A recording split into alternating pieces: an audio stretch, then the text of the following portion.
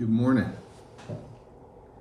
Sunday, the 25th, and I can't start the day off without reading the Bible.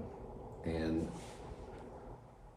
I have fixated myself on the last year or two on the books of wisdom. I think it has more to do with me approaching 50, or now that I am 50. Like, man, when does a fella get wisdom? So I'm just going to read these, and thought comes out in my head. Maybe we'll see where it goes. Everybody's coming down for church, by the way. It's a good Sunday morning, so there might be some people coming in and out of the background as we're doing this. So Proverbs 25:1. Hello, Henry. Henry's down here. I'll say hi, Henry. Hey, that was Henry. These two are the Proverbs of Solomon, which the men of King Hezekiah.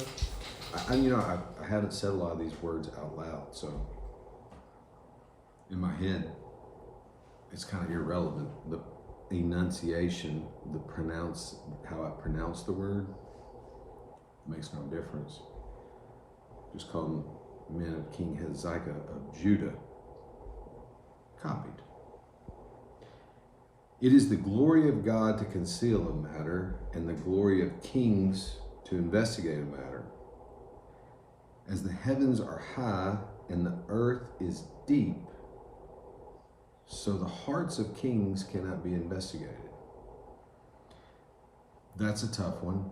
You know, God sees all. He puts rulers, managers, people, parents, kings, bosses in charge, and they're evaluating so many things all the time. So it's hard to investigate the heart of a king. I can kind of get that one.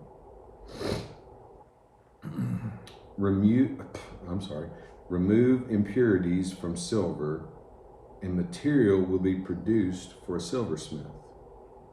Remove the wicked from the king's presence, and his throne will be established in righteousness. That one,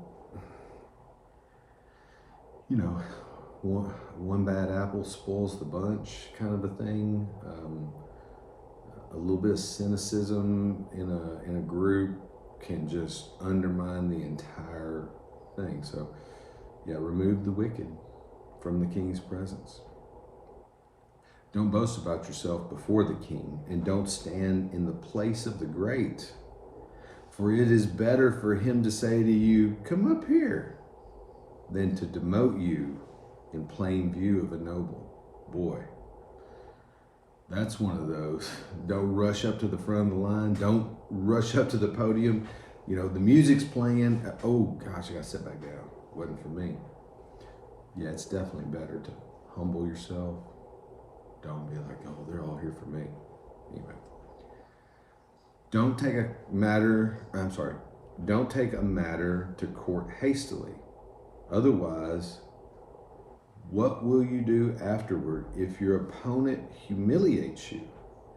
Make your case with your opponent without revealing another's secret. Otherwise, the one who hears will disgrace you, and you'll never live it down.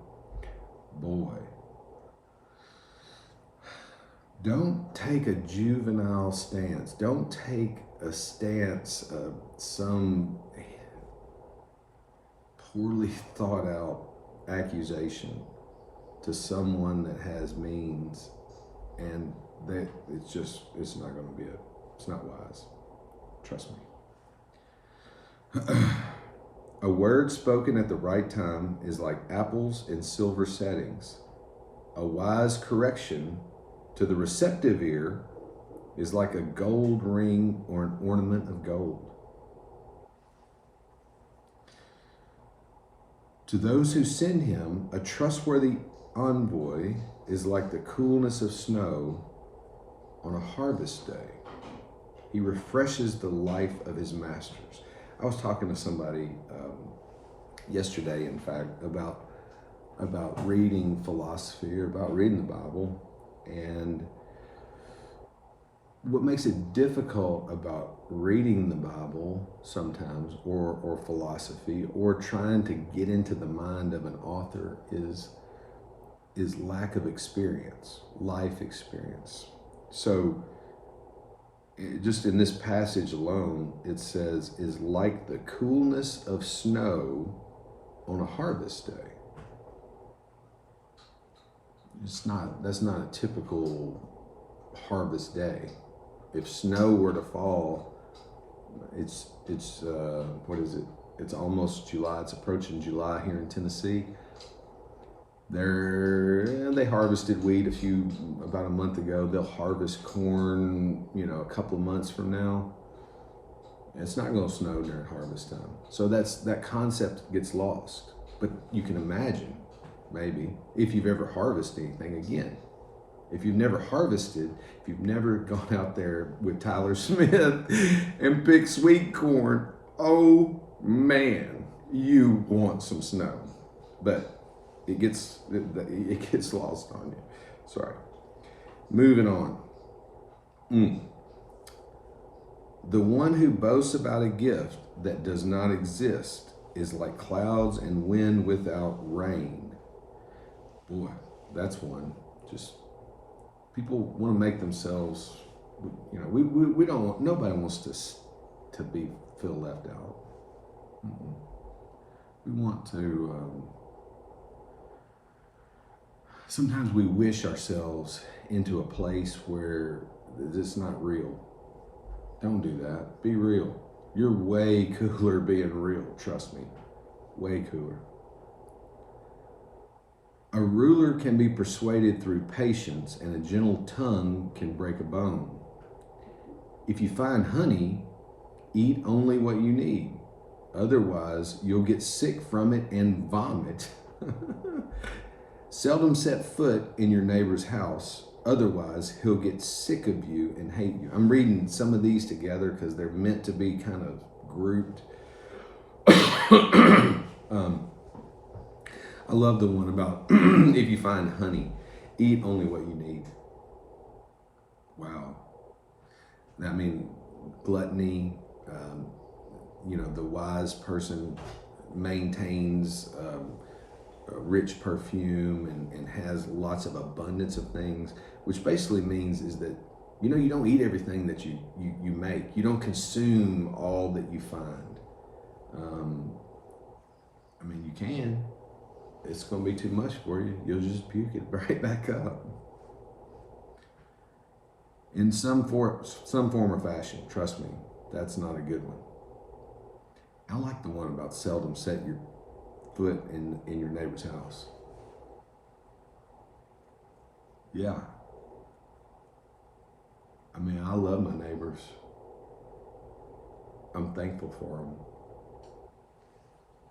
I don't want to impose on their daily life because I'm bored, though.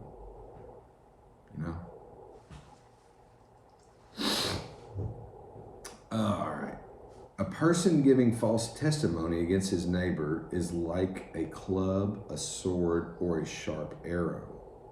Trusting an unreliable person in a difficult time is like a rotten tooth or a faltering foot.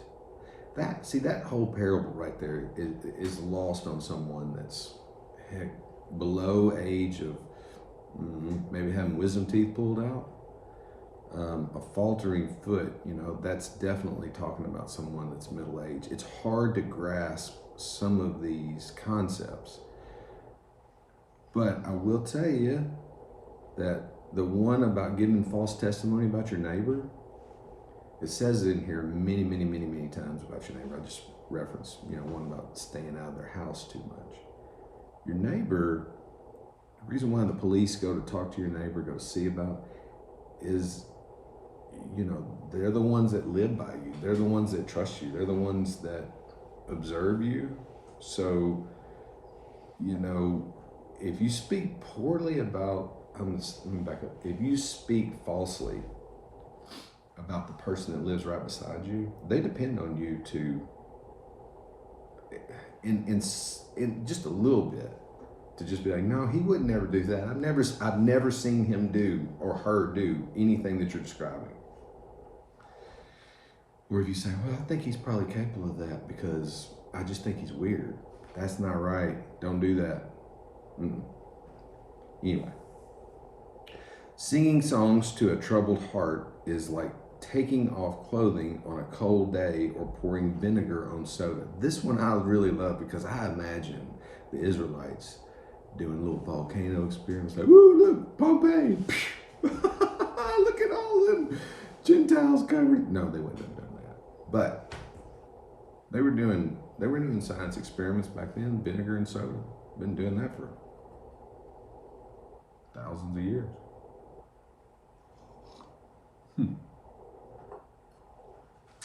If your enemy is hungry, give him food to eat.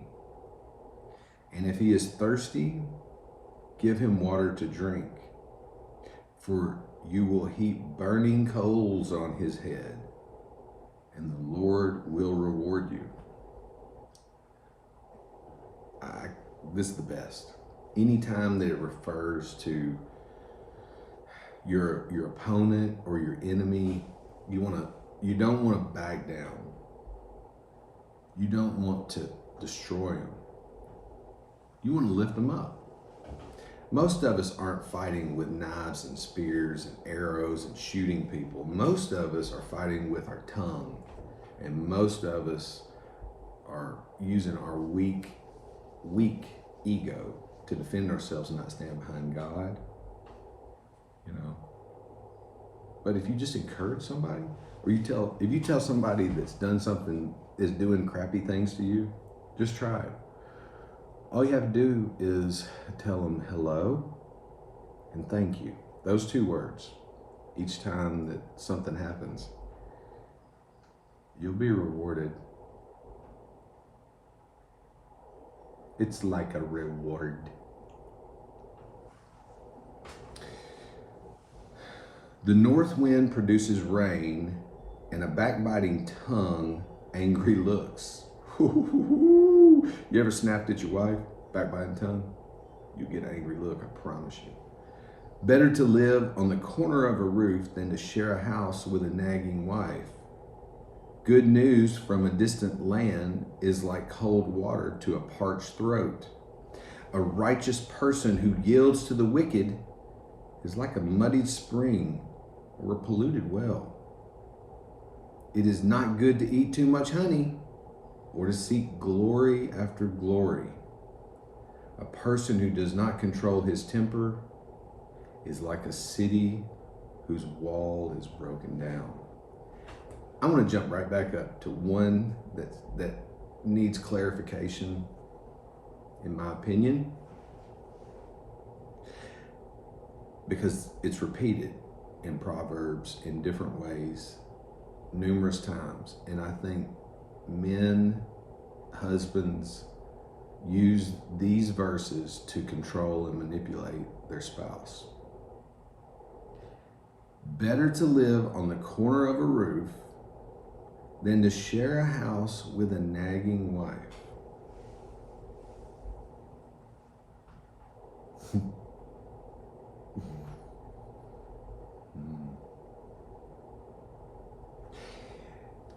The implication is that all women nag. That's not the case. Your wife, especially, is your helpmate, your equal, smaller version of yourself. If she's nagging is their role. Their role is to protect us, to remind us of the things that are taking place right here at our doorstep. We are looking at things that are taking place at the city gate, at the state capitol, at our neighbor's house, on our farm. We lose sight of the things that are close to us. That's what the wife does. The wife keeps the rhythm of the home. Now, when the nagging is taking place, typically means that it's kind of like a timer going off, or it's like something being baked, and you forgot about it. It's in the oven. That's what it means. Now,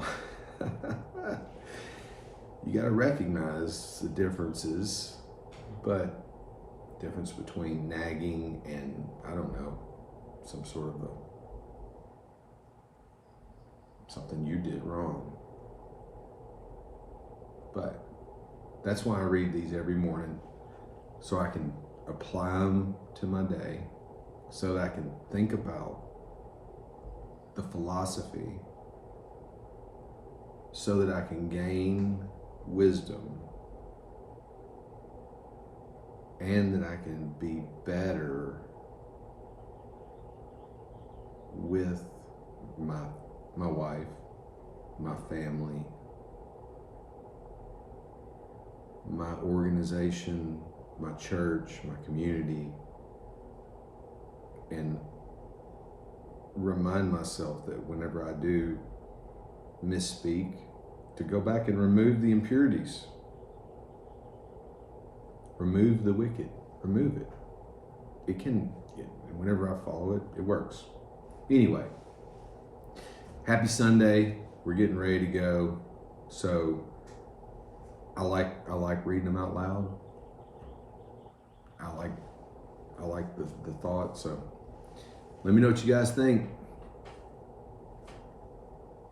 Here live from, I'm live, Walnut Grove. Take care.